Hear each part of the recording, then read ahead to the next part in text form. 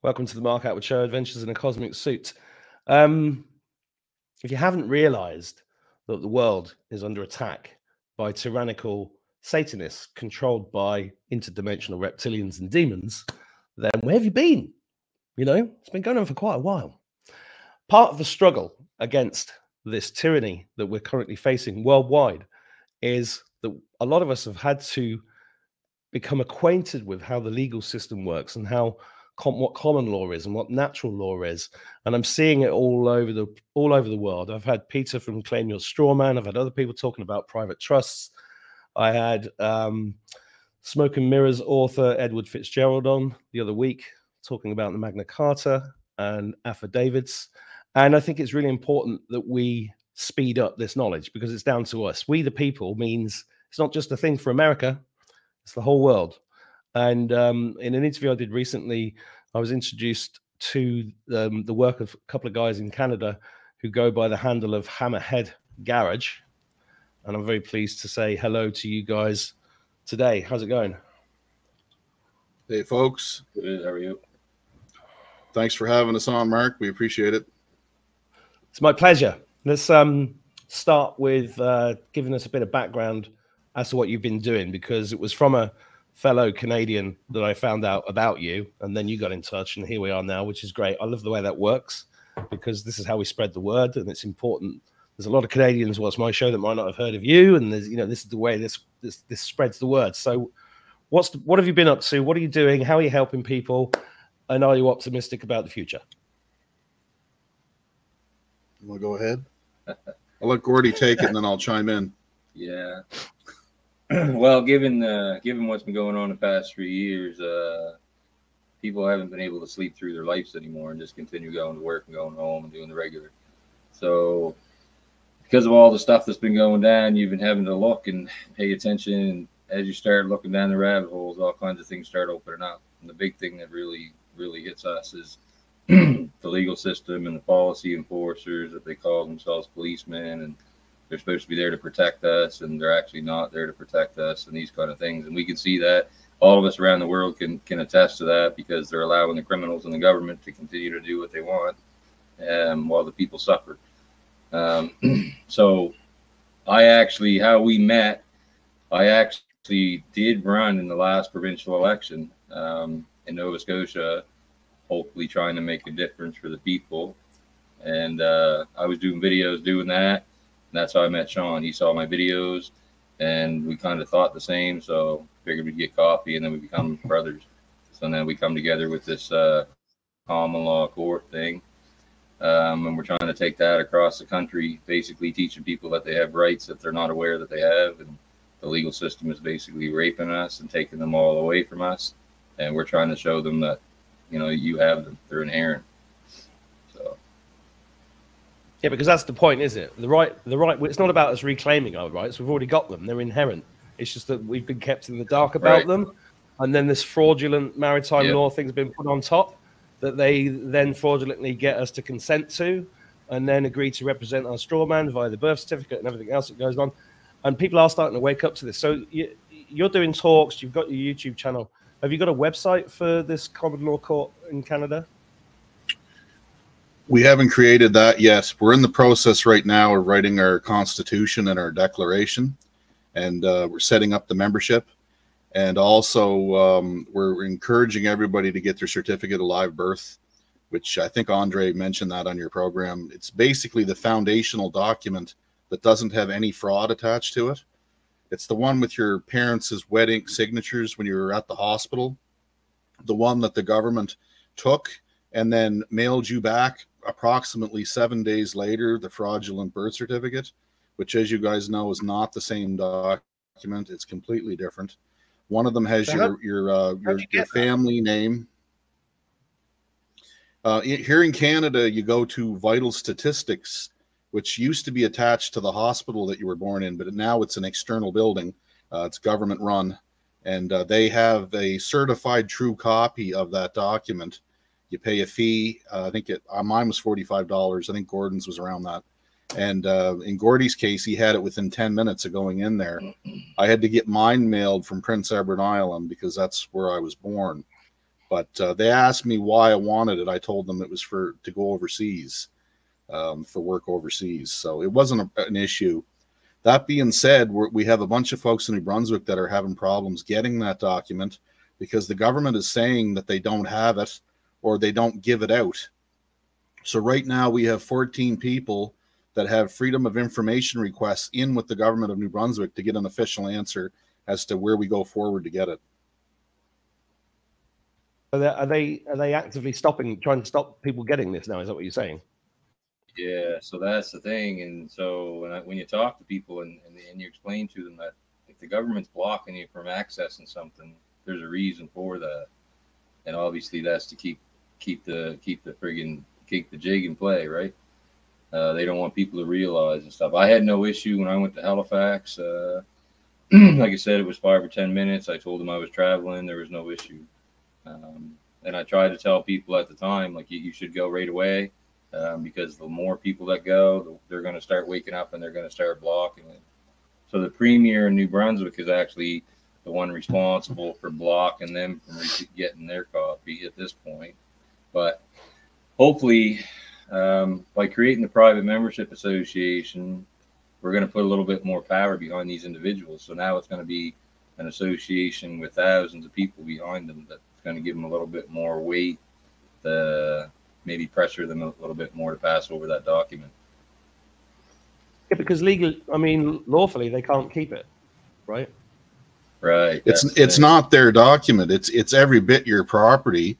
It's something that your mother and father signed, and it has all your pertinent information on it. And again, this isn't the corporation that they created with that document. This is your flesh and blood record of your physical flesh and blood body being on this earth, on that planet. Yeah. So no, they don't have a right to hold that information. What we're trying to do with this private membership club is create our own common law ID and have a road package that we can show police that gives us the lawful right to drive, as we all know we have in common law, without licenses, travel, without an official governmental ID license, and without governmental registration, and without even governmental insurance. Although we're planning on, when we're in process now, speaking to a man who's going to help us with surety bonds to help us have some sort of a bond, so we're not driving around without any protection if we happen to be in an accident. And again, there's only one rule in common law, and there's only ever been one, and it's called do no harm. And it applies to just about everything you can imagine. So that's a pretty easy act to follow. It's just do no harm. Don't have fraud in your contracts. Don't harm or defraud or hurt anybody unless you're in the defense of your family and your rights and your property. So we're trying to teach people that there is a system that's always been here, and they can rely on that system, and they don't have to rely on the fraudulent, corrupt Admiralty law system anymore that we've all been led to believe is the only system that's available to us. So we're in the process of educating people via foundational common law knowledge and teaching, plus the creation of the private membership club, plus the creation of things that we can do to we're helping a lady in Halifax obtain her property, her children, back from CPS. And we're going to be teaching people how to do that and what the remedies are there. And also the traffic court, how you can bring common law into traffic court and turn the script. You can take it from an Admiralty law situation and turn it into a common law situation very quickly if you know the right terms and the right way to go about it. So that's just some of the things we're involved with right now at the present time. Well, you know, I've been telling people since I started this channel how important this is, but I've never gone super deep into it because I cover a lot of subjects. And I started out as a part-time podcaster because it was during 2020. I've got 5 kids. I had a business, but it's now taken over my life, and I'm getting deeper and deeper into it. And I've done a number of things. And one of the stories that I've told my viewers before, but I'll tell you guys because I think you'll find it amusing, is, you know, I don't know if they have a TV license in Canada. Do they? Yep. You do? Yeah, they do. Yeah. Because in the US, CRTC, I think. So yeah, like the Canadian Broadcasting Corporation. just like the UK. So I came home one day and realized that my kids were hypnotized by the TV, and I was like, I was done with it. So I unplugged it and I said, I'm not paying the license again. I knew they were going to come and see me at some point because we got brought up in the 70s with TV adverts of vans going down the street with beep, beep, beep, beep, beep, beep, and people shitting themselves because you go to prison if you didn't pay £100 license fee for the right to have a fucking TV, right? So they came and I'd done a little bit of research. This is about 2013, and I had my phone camera on. And when they came, they said, "Are you Mr. Attwood?" And I went, "I'm not answering that question. I have no contract with you, and I am filming this for posterity in case you do anything unlawful." And then this beautiful sentence that I learned, which was, "I revoke your implied right of access to this property. Please leave." And I was shaking when I was doing it because it was like stepping outside of the Matrix, right? And it was like, oh, I'm actually doing it, right? And then the guy just turned around and walked off the property, and I was like, whoa. See, that's the thing. If you know what your true power is and you stand in your truth, there's nothing they can do to you, because contract law is common law. Common law is contract law. And if you realize that there's no contracts unless you were given full disclosure at the time of the contract, unless you signed it with your wedding signature and you knew everything about the contract, it doesn't exist.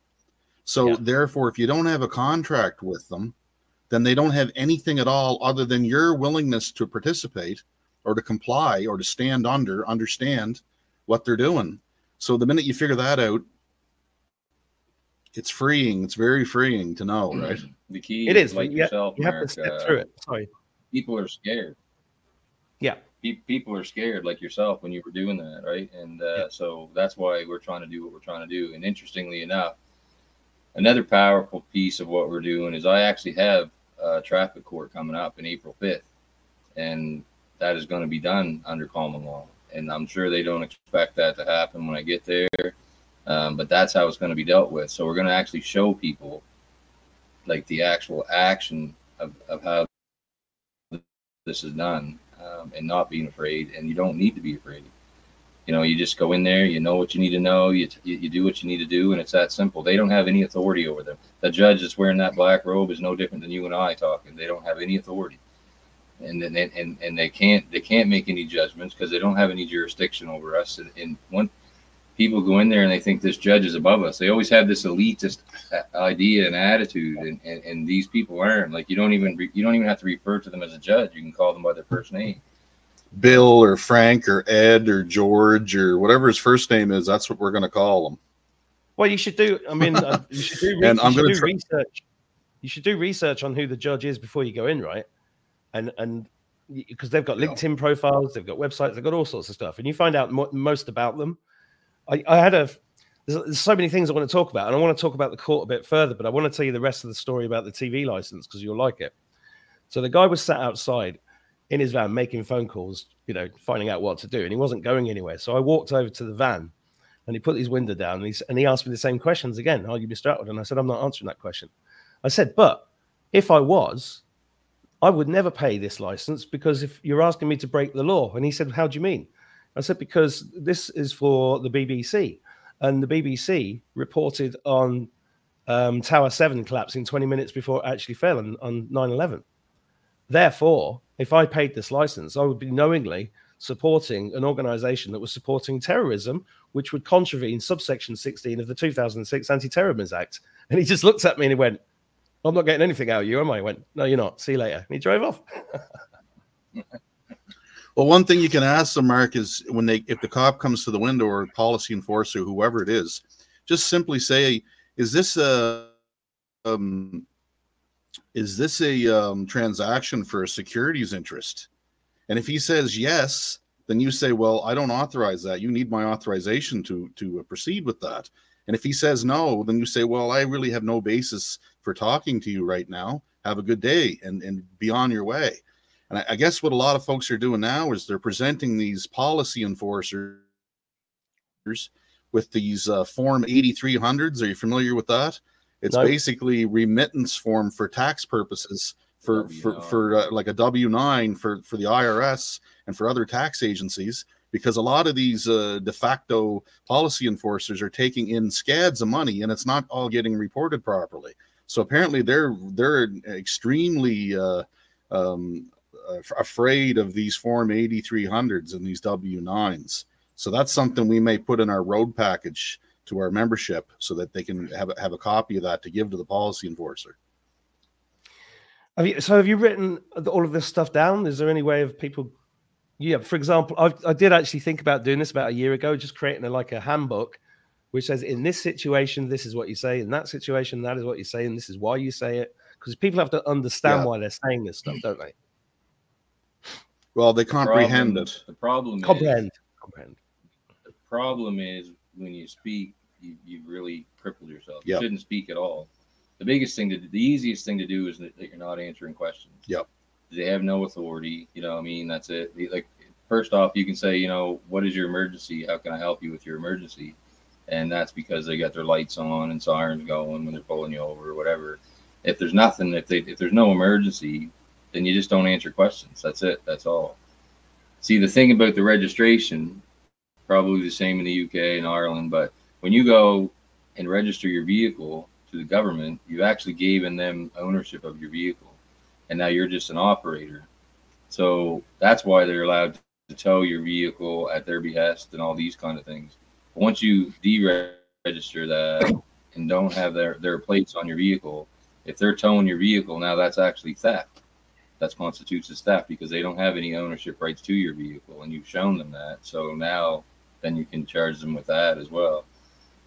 If you talk too much and you don't know, though, you can get yourself in trouble, because what they try to do constantly is knock you back into their jurisdiction. And as soon as they get you in their jurisdiction, that's when they hammer you, because they know that you're starting to play this game. And by asking questions, that's all it takes to get, and that applies like in court as well. If you go in there as a common law man and you don't clearly state that you're here under special appearance as a man, and if they start asking you questions, or a woman, and they start asking you questions in court, and you answer them with any kind of cognizance or any type of recognition of what they've just said, well, you're now in their jurisdiction, man, because they've just asked you in legalese to understand something, and you have, because you answered. So the best thing to do is just at the beginning, after you say that you're there by special appearance, is just say, I require paper, pen, and ink to properly answer this court. And then from that moment on, everything you submit to the judge is by notice, a handwritten notice. I, a man known as, and you word it that way. That way they can't get you back in their jurisdiction. And we know this works because we've had friends that have used this in court. And the judge just gets so frustrated with our friend Lindsay that he screamed in court and said, I have the jurisdiction here. And then he went and put a court date for 7 months from now, October sometime. So do you think if he had jurisdiction, he would have put a court date for 7 months from now? They would have railroaded you just like they drove over you like a bus, because that's what they're trained to do. A courthouse is a place of business. It's a place of commerce, you know, and they're trying to get the corporation that they created there in front of them so they can do business with you. That's the whole purpose of it. Well, this is why I thought that if you did get a court summons, you shouldn't go, because if you go to the court, isn't that you agreeing and entering a contract with them? It is, but you should return it. Anything you get sent in the post or by in person, you should return it to them. And there's a couple of ways to do it. You can do it by conditional acceptance upon their proof of a valid claim against I, a man, or you can just send it back, wrongful post, wrongful location. And there's a process for that too. Very dead simple. I send stuff back all the time in the mail to petty people, petty companies, whatever, that are trying to solicit me. And if you don't have it in your physical possession, then you can't ever be charged to acquiescing, which means agreeing to their terms. So you can avoid court. You can avoid court by paper, right? Yeah, because I've had 3 court cases in the last 2 years, and I've not been once. Right, but you have to, if you just disregard the notice, then you've acquiesced to it. So you should at least return it. And there's some ways to do that by just returning the paperwork, like Sean was saying. But I've chosen to be in court because under common law, it's very difficult for you to bring a court forward That's like they block you under common law by bringing a court forward, even though you should be able to go in there and make a claim and have court, being that it's supposed to be a public courthouse. So I've chosen, because they've taken an action against me, they're bringing me into the court. So now I can take the opportunity to utilize that and turn that into a common law scenario and teach people things. And then the big thing is too, when you're doing this kind of stuff, you have to believe you have to believe in what you're doing. Yeah. So initially, there's a little bit of fear because of the matrix and, you know, decades of indoctrination. So the worst case scenario, I lose my license and I get big fines for insurance issues. But the reality is those don't apply anyway. Who loses their license? And being that we're teaching people that you don't actually need that license, I'm not afraid of them taking it from me anyway, which they won't be able to do under common law because they won't have any jurisdiction. So it's the same thing. You got to step outside the matrix. You got to believe in what you're doing, and you got to take it forward. And when people see this action in play and they realize that there's no more arguing, there's no more, oh, well, it's where's the legal precedence conspiracy thing, and that's just what people talk about. It doesn't work. Well, it does work because we've just showed you that it works. I had a lawyer, like I think she was in Dalhousie, she was learning law, and she asked me, well, how come there's no precedence in common law? And I said, because your masters don't want there to be. They're blocking it. Anybody that wins in common law, do you think they're going to write precedents, legal precedents about that case? It's going to disappear like pseudo quick. They don't want anybody knowing about that. But we know it works because we know people that have worked in common law and have won in common law. Plenty of people. So yeah, it's an absolutely true thing. But the judge loses his marbles over it whenever you mention it, especially when you say that word here by special appearance. Any black robe that hears that, they instantly throw a hissy fit if they know what it is you're trying to do, right? And there are some that know. Well, I had a friend here who they've been trying to take her kids off her for years, and she's been through hell for at least 10 years, right? And she was in court about 2 months ago, 6 weeks ago, and she's boned up on a lot of this stuff. And she said she knew his name, and she basically said, "I don't stand under your whatever. I'm here as a natural woman of the land, not under maritime law." And she pointed at the judge and she said, "And you, Seamus, whatever his name was, yes, what you're hearing down the lodge is true. They're coming for you, and we know who you are, and you're all complicit in child trafficking." And he just dismissed it. Dismissed the case. Right. Yep. That's what they do. They dismiss it. They don't want it to be in the news. They don't want people to know it works. And then those people got to spread that word, and they got to show people that it does work. So we have to be lights. I mean, we're the ones that have to lead the people to realize, you know what I mean? You have to put yourself out there. There's people out there that are doing it, and they're just doing it for themselves, and they're not putting it out to the public. They're not telling, and that's fine. But that's preventing everybody else, and that's preventing us from being able to upset this corrupt system. You know, this is so much bigger than Sean and I in Canada and in the world, and your friend. It's so much bigger than all of us. So this is one of the ways that we can flip this system upside down, and we need to take control of that. You know, on a daily basis, Mark, I get called a grifter by somebody in my communications through email or whatever, and they're and not realizing, and you know what I'm saying, and not realizing that I'm doing all this without payment. I'm giving up all my time to travel hundreds of kilometers to teach and to talk. And sometimes we get lucky and we get some folks that realize the value of it and they help us with gas and whatnot. But we're not into it for the money, man. I mean, Gordy and I could have just shut our mouths and just went about our lives and freed ourselves and not worried about anybody else. But I really think that it's a calling that's been put on both of us to educate and to bring this knowledge forward. Because our grandparents knew all about this stuff, but they never passed it on. In most cases, right? No, I can feel that. You know, it is a calling. And a lot, you know, there's a lot of people standing up and doing this, and I applaud you for that. Now, there's tons of questions I've got about deregistering and stuff like that. But while you were talking, I was thinking there's a couple of people in Canada that I don't know if you've come across before that are pretty strong in this kind of common law, natural law, fighting the system movement. And there's one called Dr. Amanda Vollmer. Have you heard of her? No, She's I have briefly, yeah. She's well worth looking up because she has set up businesses that are out of the system. She sells stuff and advises people on something specifically called DMSO, which is derived from pine trees, which is a very, very powerful healing substance. And I interviewed her once on my show a couple of years ago. She's worth you guys going to do a bit of research. The other one is Kevin Annett. Have you heard of Kevin? Yeah, I know who Kevin is. Yeah. I was part of his common law group for a while, but he started the whole Canada thing, and it started to get a little bit out of control. So we backed off from that. I don't know for sure everything Kevin teaches, but I'll leave it at that. Yeah, I mean, I followed him like 10 years ago, and there's also the Queen Romana, is it, who says she's the Queen of Canada? You've got a lot of characters there, is what I'm saying. That yeah, there's some characters. Yeah. If you want to put a pin, a grifter pin on somebody, I mean, that would be a good place to start, in my opinion. Well, this is the thing, right? This is why people find.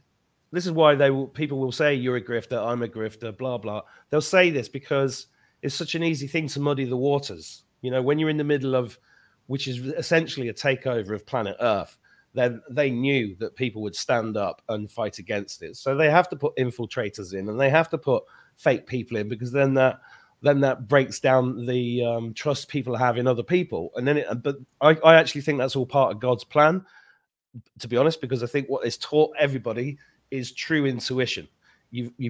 Everybody's really had to break through the bullshit to find out who they can trust, and then go forward with that stuff. Which is why this whole, I call it spiritual quarantine, the last 3 years, the whole system, this whole thing has taken so long to get to the point where action is actually being taken. But it does come down, and I very strongly agree with everything you're doing, because I strongly believe that God wants everybody to stand up and, you know, and actually do something about the situation that we're in. And this is fundamental. The law side of things is fundamental to this, because we've all been completely conned, you know. And I years ago I did a meme saying that, you know, because I after the TV license thing, I decided then that they couldn't any longer tell me where to park. So I just parked where I wanted, and I got to the car and there was a ticket, and my kids would take the ticket and go and stick it on a fence.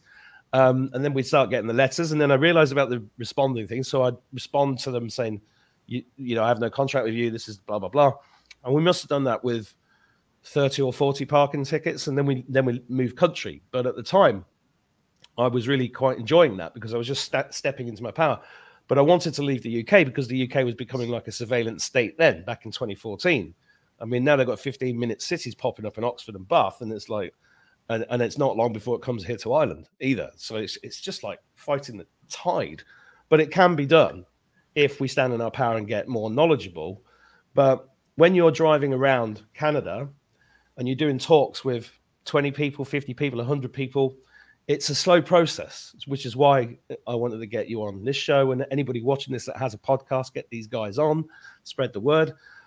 But also, even though if you're watching this and you're not from Canada, there's still important lessons to be learned, because the law is fundamentally the same worldwide, isn't it?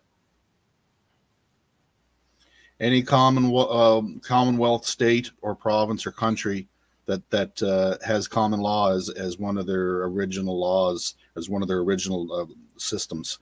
It applies everywhere. Australia, the UK, Ireland, Canada, the United States, and probably a whole list of other places. One problem we have is in Quebec, they go on a different system there. It's more like France. It's code law. They use a whole different system of law there.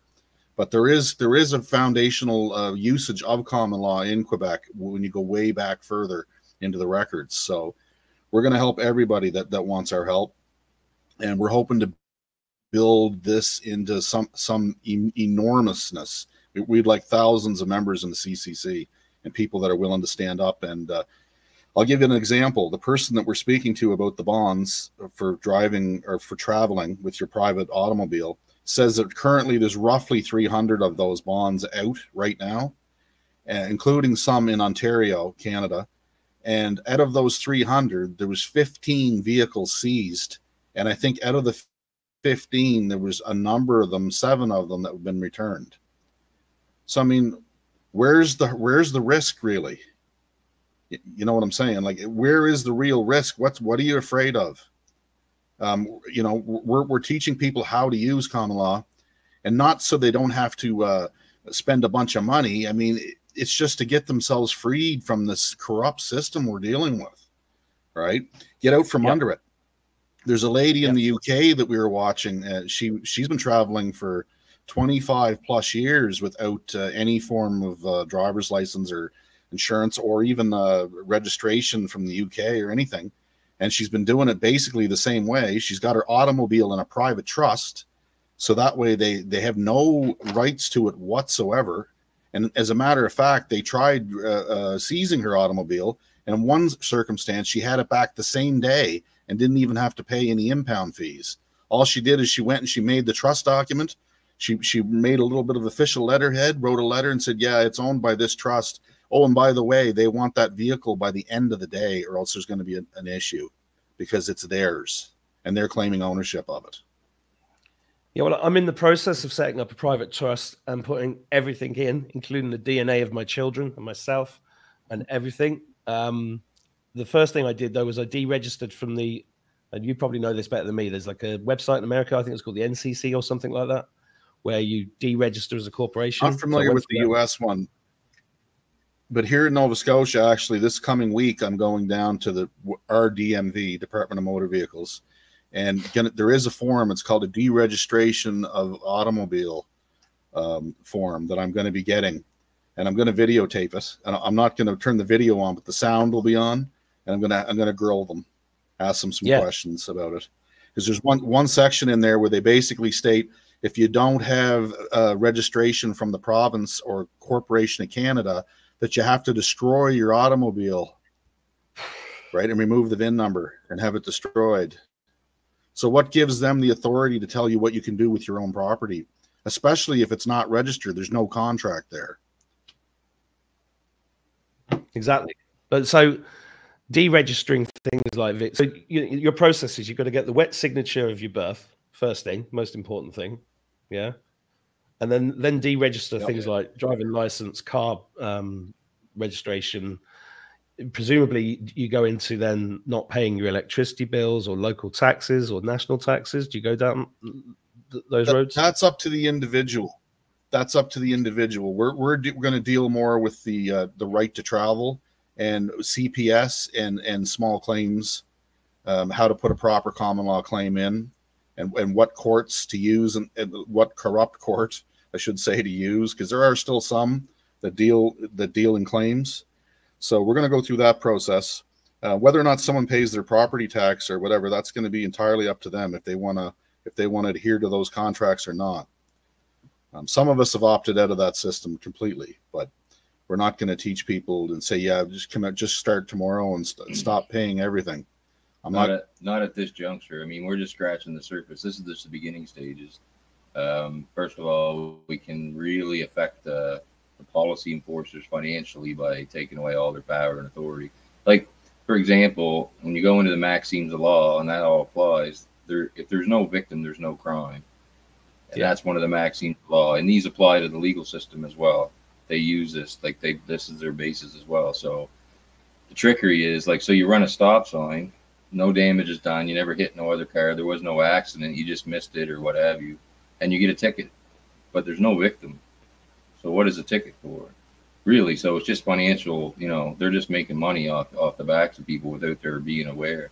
So we're just scratching the surface there. But then you're right, as you get farther down, then there is all these avenues of electricity bills and all these other things that come into play, and mortgages and all that. But at this stage, we're not there. We're not there yet. Because I try and remind folks that statutory law. Sorry, Mark. Statutory law is not law. It's given the color of law, and the color of law means that it only applies within their corporation. It's almost like a mandate in a way, where mandates aren't laws; they're just suggestions. And they only apply if you give it power. So a statutory law, you've broken some motor vehicle code, a statutory infringement or a statutory fine. Well, there's no injured party because I don't think Mr. and Mrs. Motor Vehicle Code 53C is going to stand up in court and say you did them harm. So all you've done is you've broken one of their internal governmental suggestions. It's not even law. It's law within their corporation. But if you stand outside of that corporation as I, the man, or I, the woman, then you're not part of that. You're not bound to that. Right. And the key to that, the key to that is you can't have a contract between a man and a corporation. Yep. So the only way they can contract with you is via the corporate birth certificate, driver's license, so on and so forth. So once you step outside that and you're just a man, they have no contract. And legally speaking, you can't contract between a man and a corporation. It has to be corporation to corporation or man to man. Right? But of course, the biggest weapon they have, apart from yellow paint and red ink, is those people that dress up in outfits and pretend that they are in charge of everything. And I was watching a video yesterday of a protest in Dublin where the guards were actually manhandling people, which is totally against the law because they were committing assault. Yep. But they would not answer any questions. Like they're not even human anymore at this stage.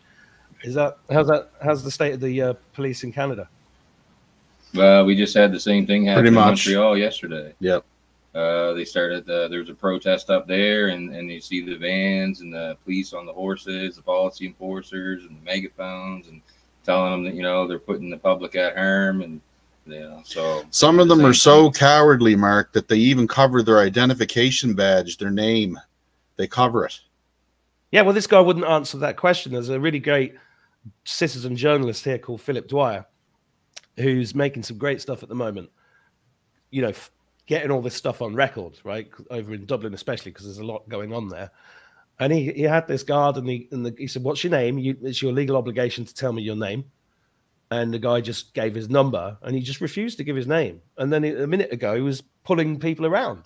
They're literally breaking the law, and it's all on camera. And this is the thing that cracks me up, because they're on the wrong side of history. And all of this has been recorded. Well, what is, yeah, this is off subject slightly, but I just don't get them, you know, because their families are going to be subject to the same bullshit that the rest of us are having to cope with. I think what it is they think that they're going to have some sort of position of power in this new world order that they're trying to ascertain. They think they're going to be policymakers or power brokers in it. I think they're cowards. I don't think they can stand on their own. And what they don't understand, and I've been telling the police and the military here when I'm out too, as much as I can now, they're just being used. They're just puppets. And the truth of the matter is they don't need them. And anybody that looks deep enough, there's enough technology out there now that they don't need police or military. They can crowd control with electronics and you know, the things that they can do, you know, robotics and with the 5G and all the frequencies and stuff, like they can have your skin temperature at 130 degrees in a second and a half. Yep. So if that doesn't do crowd control, I don't know what will, because physically you can't stand that.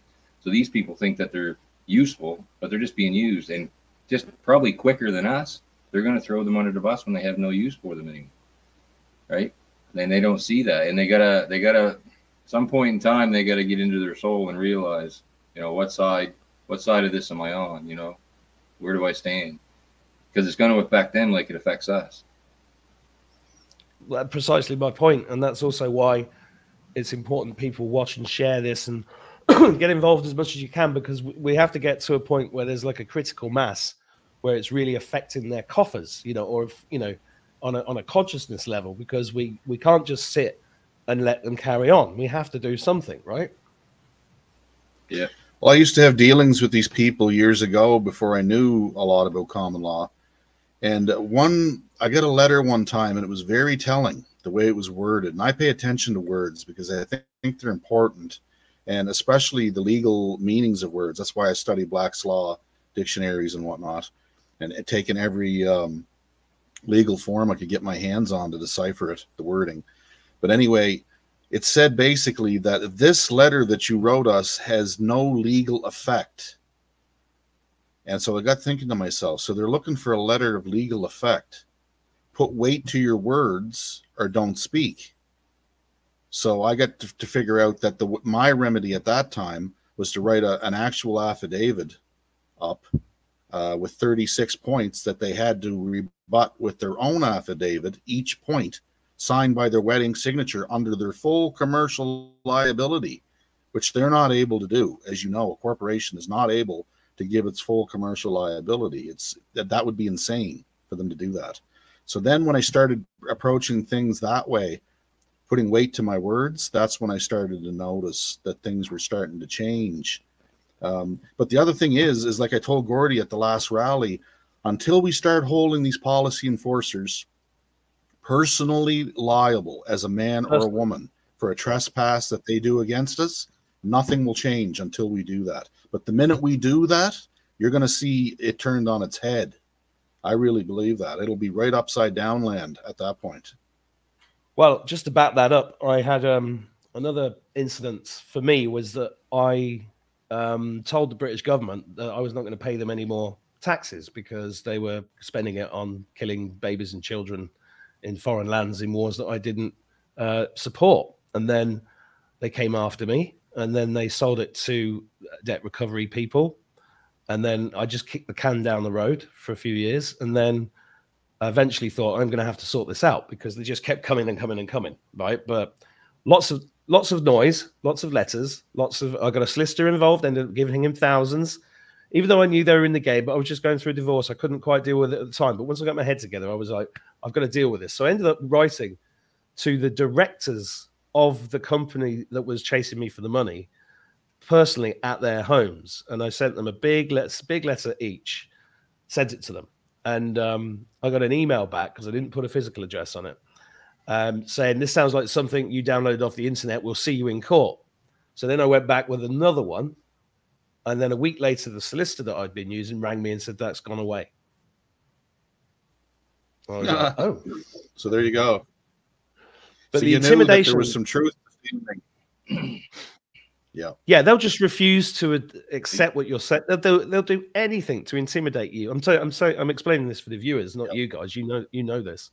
But as Sean and Gordy have said, if you stand in your power, you really are powerful. We really are powerful. Why do you think they come after us so much? Why do you think they want us under their control so much? Because we're really powerful. Otherwise, why are they hiding common law so much? Why are they refusing to? You can almost find no information about it on the internet on a generic search. Why are they hiding it? What are they afraid of? They are absolutely afraid of us. And once we realize our power across the world, they're afraid of us. If we can wake up and come together, this is over. It ends quickly. So when you talk to people about why they're not willing to fight, or why they're not going to go to protest, or why they're not going to do any of these things, and then they got these fears. Well, same thing with work. Like you're mandated for this, or you lose your job. Well, I can't. I'm afraid to lose my job, but I keep trying to tell people now, and you can attest to that too. Everything that you're afraid to lose, they plan on taking everything. They're taking it anyway, all of it. So you have nothing to lose, and actually you have everything to gain by fighting. So if you're just going to sit there and let it happen, it's going to happen. If you don't try to stand up and prevent it from happening or take your power back, then you're lost. 100%. So I'm just going to share your YouTube channel here on screen for the viewers. Oh, great. Thank you, Mark. And you've made a lot. How many videos? You've done quite a few, haven't you? 463. Yeah, that's a lot. Yeah, it's around 400 and some, yeah. I started on YouTube about 13 years ago, I think, or 14 years ago. And initially it was just music video, like my guitar playing and whatnot, but it morphed into this at a necessity more than anything. And people have been asking me, how come you don't do mechanical videos anymore? Because I did get a lot of views from that, because I am a mechanic, but I just don't have the heart to do that because there's more important things to teach. I'm trying to teach my fellow countrymen how to stand up and how to be a lawful man. And you can look tyranny directly in the eye that way. There's power in that. And that's what we're after, especially with this association. They use associations all the time against us. So it's about time we turn the tables and start using associations against them. And there's power in numbers. And anyone that's seen those large protests in Europe know that there's power in numbers. Ask the Irish people if there's power in numbers. They know. Friggin' right, man. You see all those hundreds of thousands of them lined up? Mm-hmm. There's not enough police, military in the world that can curtail that kind of power. Yeah. So Fire association, fire membership association. How do people join this? How do people join this thing? I mean, there's your YouTube channel, but how do they actually engage with you and go further? Well, we have an email that we can send to folks if they want to contact us, but we haven't actually put out the call for membership yet because we're being very careful how we set this up. We want to make sure that all the I's are dotted and T's are crossed. So they can't come after us later and say, well, you guys are making fake IDs or you guys are doing this or doing that. We're doing this correctly.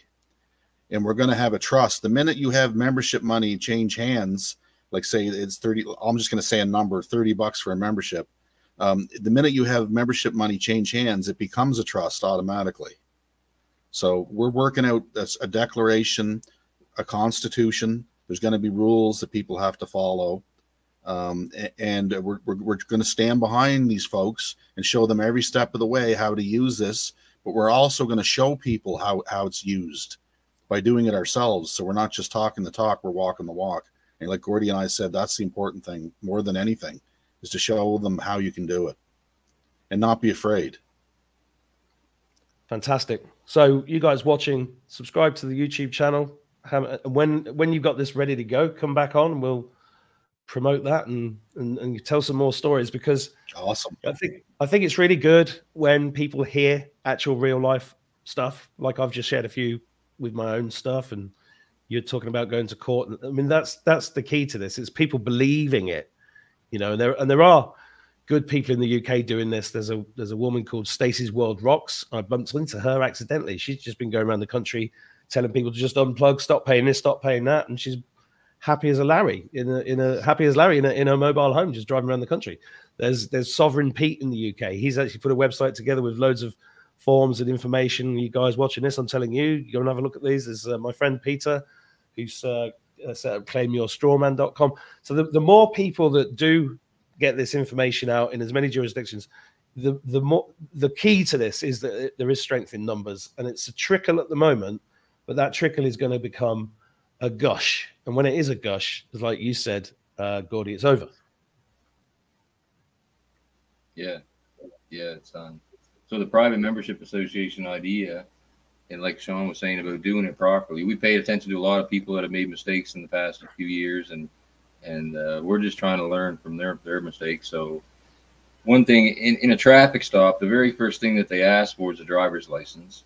So initially they say they want the driver's license because that's the ID, but the truth is that's the binder to the contract. So once you use that, you've contracted with them. So we're teaching people to not give them the driver's license.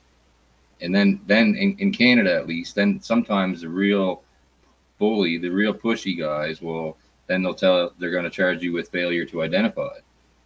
If you're not going to tell them who you are, about a failure to identify. So then we decided about talking about creating identification cards. And then legally speaking, to create if you create an identification card inside a private membership association, that's all legal. There's nothing unlawful. So they can't say you're passing them false identification. They can't say you're failing to identify.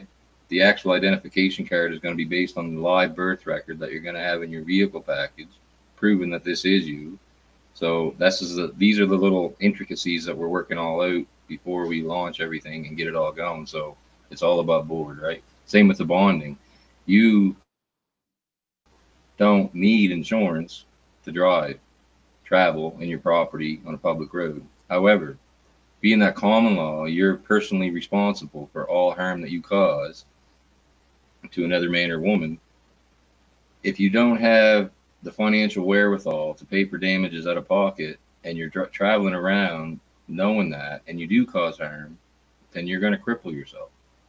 because you're going to be accountable, and that's going to totally bankrupt people, and we don't want that to happen. There's people in Canada even traveling without insurance, but we're trying to be responsible, and by having a third party liability, a bond of some sort, that protects people, and we can do that outside of their system as well. So that's another intricacy that we're working on too. Well, that's really good, because insurance is one of the biggest rip-offs ever created on this planet, and especially in this country, they know that the insurance is really high, and they do have meetings about it, but they never go past. They just complain about it. They never go past the system itself. Right. And they try and lobby. That's why they're in collusion here in Canada. Right. And here in Canada, when you go to register your vehicle at the DMV, if you don't have proof of insurance, they won't let you register it.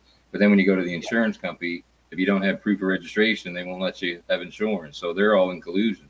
So we got to break that collusion, right? Absolutely. As George Carlin says, it's a big club, and you ain't in it. My favorite comedian, him and Bill Hicks, keep me going. I really appreciate you coming on, guys. I've run out of time today, but thank you for doing what you're doing. Thanks for coming on the show. You guys watching, you know where to find these guys. Support them in any way you can, and start doing something. Thank you, guys. We really appreciate it. Thank you very much. Thanks, guys. I'll see you again. Thank you. Take care.